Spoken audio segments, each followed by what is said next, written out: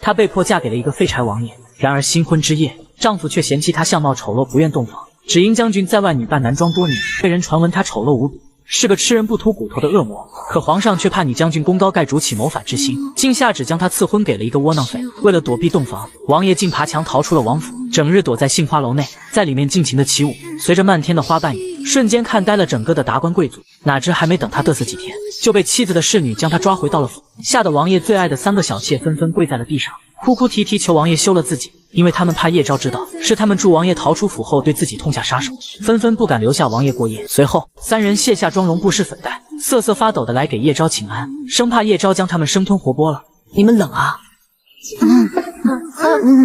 那抖什么呀？不明所以的叶昭以为丈夫的3个小妾体虚，立马赏了3个小妾昂贵的金银首饰，并亲自带他们早起锻炼。没想到他这帅气逼人的一幕，让3个小妾彻底沦陷了。将军要是个男儿身，那我就嫁给他。结果等叶昭放下以往将军的姿态给婆婆请安时，却遭到了婆婆的嫌弃。婆婆即便再不喜欢叶昭，仍是赏了叶昭一对白玉手镯，希望叶昭以后可以管束自己，做一个温柔贤淑的妻子。叶昭听后当即戴上玉镯，比划了几下，本想试试戴镯子是否影响练武，哪知就这几个小动作，却惹得婆婆彻底大怒。你干什么？试试我耍大刀的时候，他碍不碍事儿？碍什么事儿？拿我当耳边风吗？眼看婆婆要对叶昭发飙，幸亏大嫂及时为她解围。叶昭不知所措，感觉伺候婆婆比行军打仗还难。可碍于今天是回门的日子，气得叶昭一把抓住了要逃出府的丈夫。看着妻子的紧握的拳头，丈夫只好乖乖跟随叶昭回了门。爷爷却将王爷当成了叶昭娶的新媳妇。这媳妇儿啊，你得加把劲儿了，怎么这肚子还这么瘪呀？臭小子，我告诉你啊，不准打你的媳妇儿，否则的话，我就不认你了。婆婆得知后十分恼火，为了给儿媳叶昭一个下马威，于是她就每天早起与叶昭斗智斗勇，一连好几天的切磋。婆婆最终受不了，只能天天顶着2个黑眼圈，甚至为了打压儿媳，婆婆竟要给儿子带那几房小妾进门。哪想到叶昭非但不反对，反而比她还要积极，就连人选都给丈夫找好了。你看，个儿高，腿长，这皮肤还好，这可我不变惯，将士们都得眼红。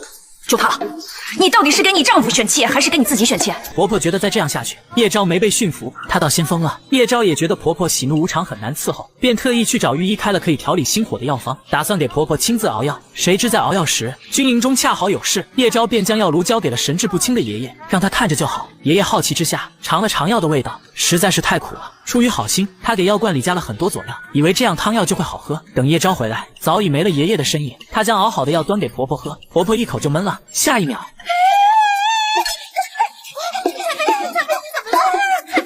等婆婆停下来，她那肿得像香肠一样的嘴把叶昭吓坏了，她自知闯了大祸。恰巧这时郡王爷来了，他看到娘的样子，指责叶昭就是这样服侍他娘的。婆婆哪还敢要她服侍，赶紧摆手让她以后都不用来了。她还想多活2年呢。叶昭很是无奈，她已经尽力了呀。当天晚上，叶昭早早就等在了书房。郡王看到叶昭，真是气不打一处来。自打你进了家门，占我卧室，抢我小妾，扰我生活，现在你连我的书房也不放过，这最后一个清静地方也被你霸占了，你这是要逼死我！叶昭没有说话，默默拿出了一封和离书。他想过了，既然他们彼此厌恶，那就没有继续下去的必要了。只是这桩婚事是太后赐婚，他们那么快和离，岂不是打太后的脸？所以和亲期限定在了3年后。郡王高兴坏了。隔天，3个妾室为了不让将军和郡王和离，使出了浑身解数，不仅把纨绔的郡王硬夸上了天，还教将军怎么做更像一个女人。1扭2笑3回头。叶昭看得浑身起鸡皮疙瘩，他可学不来这些，可妾室还非让他起来试试看。就在叶昭不知如何推脱时，幸好下属来解救了他，叶昭赶紧头也不回的走了。而此时，郡王为了庆祝叶昭要跟他和离，兴冲冲去买酒，谁知刚进门就看到店家被砸了。询问后得知，赌坊的老板早就觊觎他家的羊汤锅秘方，故意设套让他儿子输了150两，逼他交出秘方，他不肯，赌坊老板便砸了他的铺子。郡王一听，觉得他们欺人太甚，当即大摇大摆的来到赌坊，在里面玩了几把，没想到把把都赢了。不过片刻的功夫，赌坊就已经亏了3个月的盈利，老板不敢再赌下去，想要溜走，却被人一脚给踹了回来。原来是叶昭带着人来给他夫君撑腰了。老子的项目呢，就得赌。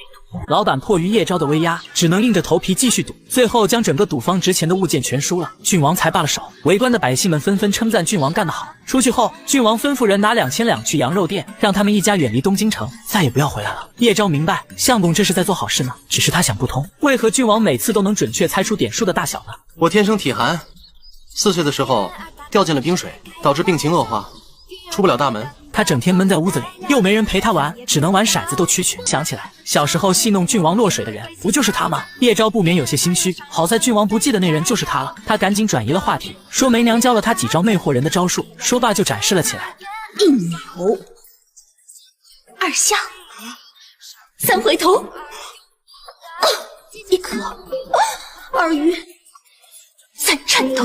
这哪是迷死男人啊，这简直是吓死男人！被相公这么吐槽，叶昭也不生气，因为他确实做不来那些。经过这次叶昭的拔刀相助和这段时间的相处，郡王发现了叶昭还是有优点的。王突然不想和离了。数日后，秀水遭遇洪灾，百姓死伤不计其数，房屋瓦舍也都坍塌。皇上特命狱警为钦差大臣，和叶昭一起押运粮食前去秀水赈灾。狱警本以为这是一个游山玩水的好差事，来到秀水才发现赈灾没他想的那么简单，这关系着百姓的生死存亡。狱警和叶昭明察暗访，找到了张大人多年欺压百姓贪赃枉法，这次借着灾情大肆敛财的证据。叶昭的活阎王可不是吹的，他用太祖赏赐的玄铁鞭将张家父子就地正法，威慑了当地的富户和其他官员，一个个被吓得哪还敢不配合狱警赈灾。数日后，他们一行人回到了东京城，朝堂上掀起了风浪，大臣们个个弹劾叶昭居功自傲目无王法，竟私自斩杀张家父子，因罢免兵权。皇上虽器重叶昭，也相信他的为人，但无法对抗所有朝臣，只能顺势而为。叶昭接到圣旨并不意外，只是心里很难受。他们叶家为了守护疆土，世世代代不知牺牲了多少人，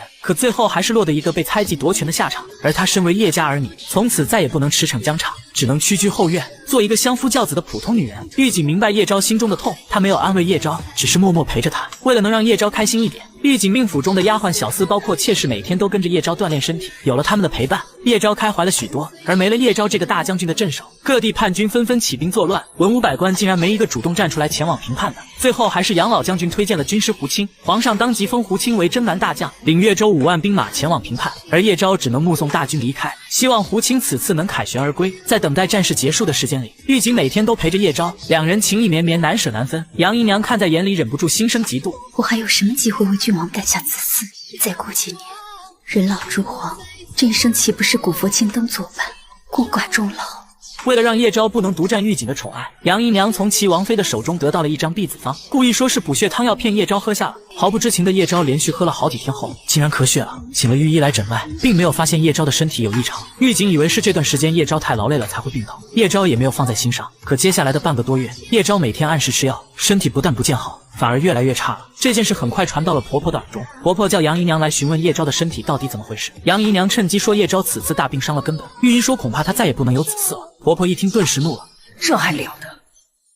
我锦儿现在把一切的精力都放在叶昭的身上，他要是3年5年都怀不上孕，那我赵家的香火岂不是白白断送在这个女人的身上？杨姨娘今晚就搬去狱警的院子里住，直到怀上孩子为止。杨姨娘心中窃喜，她的计谋总算得逞了。随后婆婆叫来了叶昭，直言既然她的身体有恙不能伺候狱警，那这段时间就让杨姨娘伺候狱警。叶昭明白婆婆的意思，她不是争风吃醋之人，自然答应了婆婆的要求，只是心里还是很难受。她日日咳血卧病在床，婆婆一句关心的话都没有，还在这时候让狱警去传宗接代，这搁谁心里不失望。晚上，狱警买了糕点，急匆匆的来找叶昭，却被告知叶昭已经睡下了。为了不打扰叶昭休息，狱警只好回书房翻阅医书。杨氏特意来狱警面前转悠，想服侍他早点休息，却被狱警拒绝了。他翻了一晚上的医书，想要找出治好叶昭的方子。第二天一大早，狱警就去集市上买了羊血。他看医书上记载羊血对治疗咳嗽有奇效，便买来试试。叶昭不好辜负他的心意，忍着恶心喝下了。直到几日后，与叶昭交好的海夫人意外听到了杨姨娘与齐王妃的对话，这才知道叶昭身体不好是杨姨娘搞的鬼。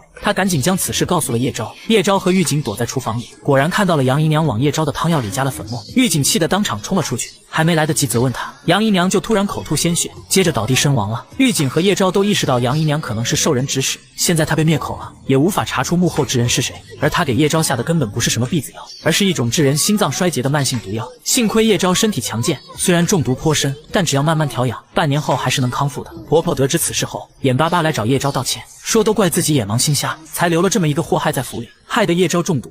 以后咱们一家人开开心心的过日子，不能再被那些奸佞的小人钻了空子。